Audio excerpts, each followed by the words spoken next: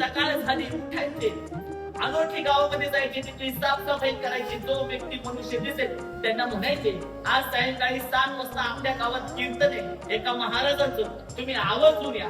त्या मनुष्याला माहिती नसायचं अरे ज्यांचं कीर्तन आहे ना तेच गावाची स्वच्छता करते.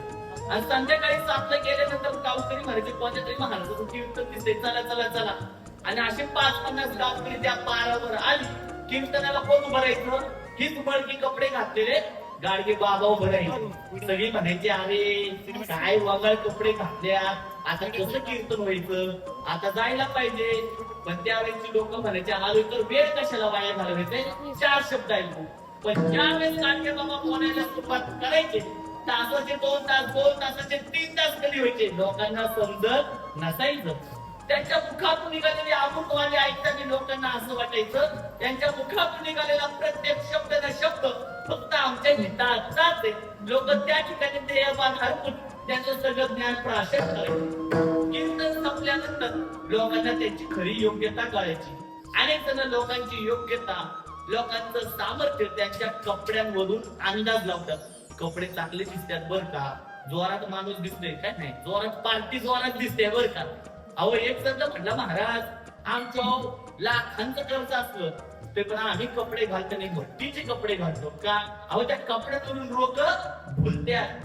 पण गाडगे बाबांचं असं नव्हतं, अंगावर भट्टीची कपडे नव्हती पण भट्टीत पण टाकून तुम्हाला आम्हाला चारित्र्यवान करण्याचं ज्ञान हे आपल्या गाडगे बाबांकडून होतं. आणि गाडगे बाबांचं ते ज्ञान ऐकल्यानंतर तुम्ही लोक पुढे करायची, महाराज आमच्या घरी चला आजच्या दिवस राहिला, महाराज आमच्या घरी चला.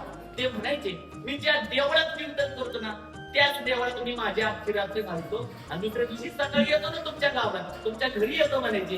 आणि सगळं गाव साखर झोपेत निजलेलं असायचं.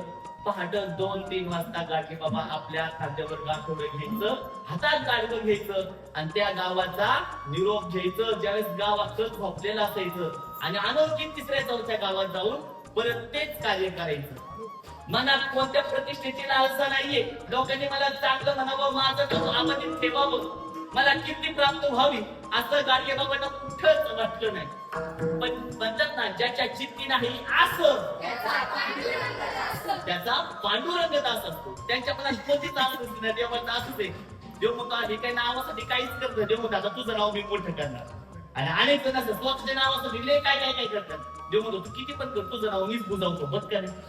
म्हणजे एका पुढ्याने आपल्या गावातलं नाही बरं का, तालुक्यातलं पण आहे, पण एका पुढ्याने मंदिरात दिला पंखा.